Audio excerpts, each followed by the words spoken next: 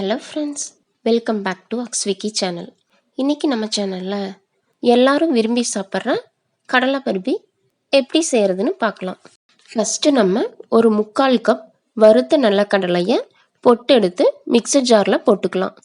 அந்த நிலக்கடலையை இந்த மாதிரி பருன்னு அரைச்சிக்கலாம். அடுத்ததாக நம்ம எந்த கப்பில் நிலக்கடலை எடுத்தோமோ அதே கப்பில் 1/2 கப் சர்க்கரை எடுத்து நம்ம ஒரு பேனில் போட்டுக்கலாம். இப்போது ஸ்டவ் ஆன் பண்ணிவிட்டு அந்த சர்க்கரையை நல்லா கிளறி விட்டே இருக்கலாம்.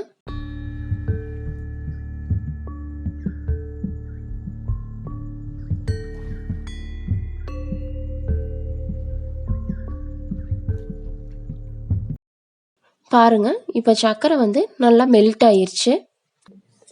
நம்ம இந்த மாதிரி கண்டினியூஸாக அதை கிளறி விட்டுட்டே இருக்கணும். இப்போ அந்த மெல்ட்டான சர்க்கரை நல்லா எல்லோயிஷ் ஆயிரும். எல்லோயிஷ் ஆகி இந்த மாதிரி நல்லா திக்காகிற வரைக்கும் நம்ம கிளறிக்கலாம்.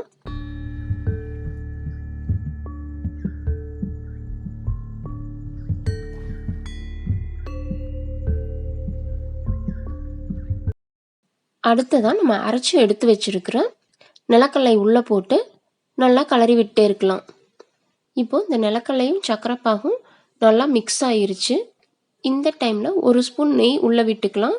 உள்ளே விட்டு நல்லா கிளறி விட்டுட்டே இருக்கலாம்.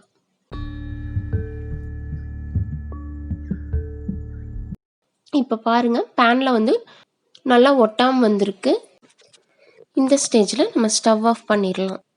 நான் ஃபஸ்ட்டே சப்பாத்தி மாவு தேய்க்கிற கட்டையில் 1 ஸ்பூன் ஆயில் விட்டு ஃபுல்லாக அப்ளை பண்ணி வச்சுருக்கேன். இதில் நம்ம செஞ்சு வச்சுருக்கிற கடலைப்பருப்பியை போட்டு பூரிக்கட்டையில் நல்லா தேய்ச்சிக்கலாம். சீக்கிரமாக தேய்க்கணும், இல்லைன்னா அது ரொம்ப கெட்டியாயிரும்.